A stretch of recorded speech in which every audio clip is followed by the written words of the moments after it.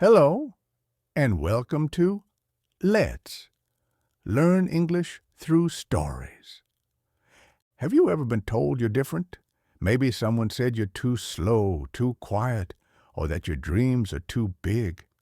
Well, today's story is about someone who heard those same things and still became one of the smartest people in history. Yes, we're talking about Albert Einstein, the man behind the famous formula E equals mc squared. But Einstein's journey wasn't easy. In fact, many people didn't believe in him when he was young. He struggled in school, didn't speak until he was 4, and failed an entrance exam for university. Yet, he didn't give up. He kept asking questions. He kept thinking deeply. And that made all the difference. Let's dive into his story. You'll not only learn about Einstein's life, you'll also learn new English words, grammar, and expressions naturally through the power of story. The life of Albert Einstein. From quiet boy to scientific genius. Albert Einstein was born on March 14, 1879, in the city of Ulm, in the south of Germany. His parents, Hermann and Pauline Einstein, were Jewish and middle class. His father ran an electrical business. His mother loved music and played the piano very well. Albert was their first child, but something was different. As a baby, Albert had a large head, which worried his family, and as he grew he didn't speak like other children. He often repeated words to himself, and he was very quiet. Some family friends thought he had a problem, but his mother believed in him. She gave him a violin when he was young, and he quickly fell in love with music. It stayed with him his whole life. At school, Albert did well in math and science, but he didn't like strict rules. One teacher even told him, "You will never amount to anything." Albert didn't agree. He didn't want to follow the crowd. He wanted to understand why things worked the way they did. The magic of a compass. One day, when he was 5 years old, his father gave him a small compass. Albert noticed that no matter how he turned it, the needle always pointed in the same direction. He was fascinated. "Why does it move? What is pulling it?" he asked. That little compass made Albert think about invisible forces, things we cannot see but know are real. It started his lifelong love of science, leaving school and finding his way. When Albert was 15, his father's business failed, and the family moved to Italy. Albert stayed behind for a while to finish school, but he hated it. He didn't like memorizing facts. He wanted to think. So he left school without a diploma and joined his family in Italy. Later, he applied to a university in Switzerland. He failed the entrance exam the first time, especially in language and history. But he didn't give up. He studied hard and passed on his second try. He went to the Swiss Federal Polytechnic School in Zurich. There, he met Mileva Maric, a smart woman who also loved science. They later married and had 2 sons, working in a patent office. After graduation, Einstein couldn't find a teaching job. He sent many letters, but no one wanted to hire him. So he took a job at the Swiss patent office in Bern. It was a simple job. He looked at new inventions and wrote reports. But the job gave him time to think. Every day after work, he would go home and write. He thought about light, time, space, and energy. He imagined traveling on a beam of light. He asked strange questions. the kind that would change the world. The miracle year, 1905. In 1905, something incredible happened. Einstein published 4 scientific papers in just 1 year. That year is now called his annus mirabilis, his miracle year. One paper talked about atoms and movement. Another explained the photoelectric effect, showing how light behaves like particles. A third introduced the special theory of relativity, saying that time and space are not fixed. They can change depending on how fast you move. And the fourth paper included a small, powerful formula. E equals mc squared. This means that energy and mass are the same thing, just in different forms. Suddenly, people around the world started to pay attention. Fame, music, and the Nobel Prize. Einstein's fame grew quickly. He became a professor, gave talks in many countries, and was loved for his simple explanations and gentle smile. But even with all this attention, Einstein stayed humble. He loved playing violin, reading books, and walking in nature.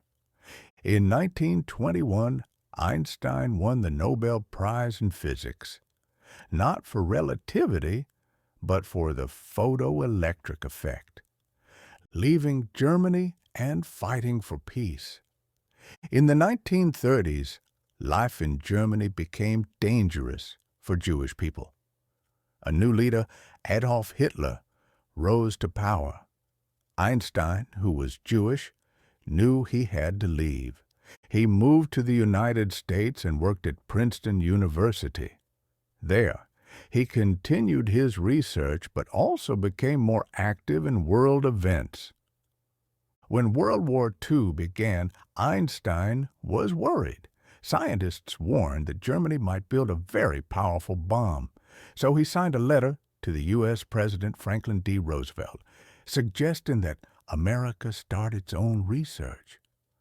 Later, Einstein said he regretted signing the letter. He loved peace, not war. Final years. Einstein stayed in the U.S. for the rest of his life. He refused to become president of Israel, even though he was offered the job. "I know a little about nature," he said, "but nothing about people." He died on April 18, 1955, at the age of 76. His brain was saved for science, but his true legacy lives in the ideas he left behind.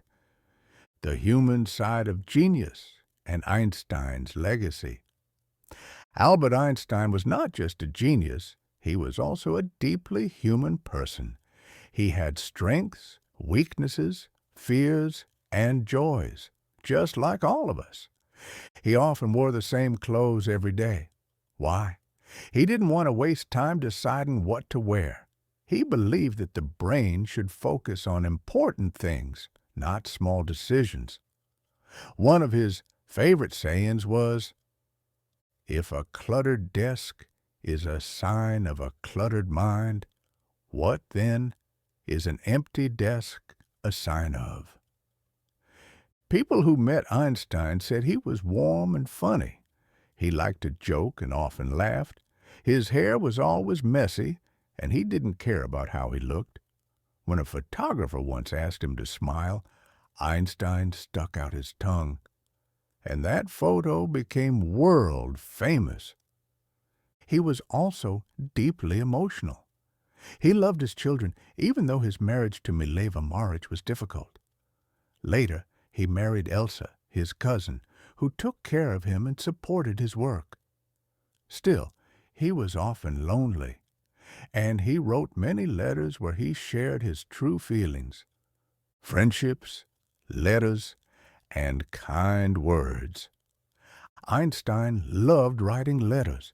He wrote thousands of them to scientists, students, world leaders, and even ordinary people who asked him questions. One of his most touching letters was to a father who had just lost his son. Einstein wrote, "A human is part of the whole, called by us the universe.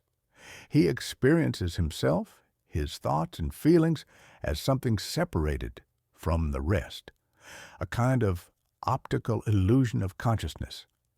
He also became friends with famous people like Charlie Chaplin, the silent movie star. When they walked together on the street, people cheered. Chaplin said, 'They cheer me because they understand me. They cheer you because no one understands you.'" Legacy after death. After Einstein died in 1955, his ideas continued to shape the world. His theory of relativity became the base for modern physics. Without Einstein, we wouldn't have GPS, satellites, or many discoveries in space. Even today, scientists test his theories with powerful telescopes and experiments, and each time his ideas prove to be right. But Einstein's legacy is not just scientific. Schools, streets, and universities around the world are named after him. His name is now a symbol for genius. People say, "He's an Einstein," when someone is really smart. But maybe the most powerful part of Einstein's story is that he never gave up being curious. He never stopped asking questions, not as a child, not as an old man. At the end of his life, he was working on a new theory.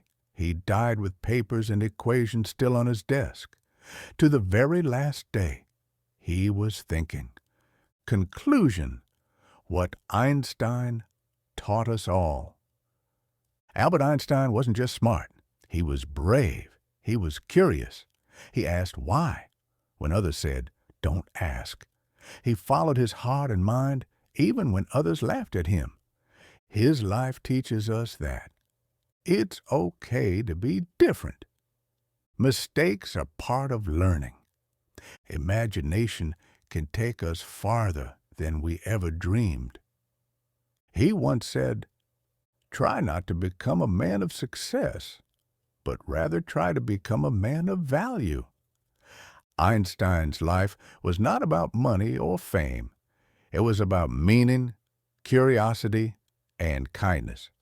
And that's what makes his story so important for science and for the heart. Thank you for listening to Let's Learn English Through Stories. If you enjoyed this story, don't forget to like, subscribe, and leave a comment. Who should we talk about next? Let us know. And remember, stay curious, stay kind, and keep learning English, one story at a time.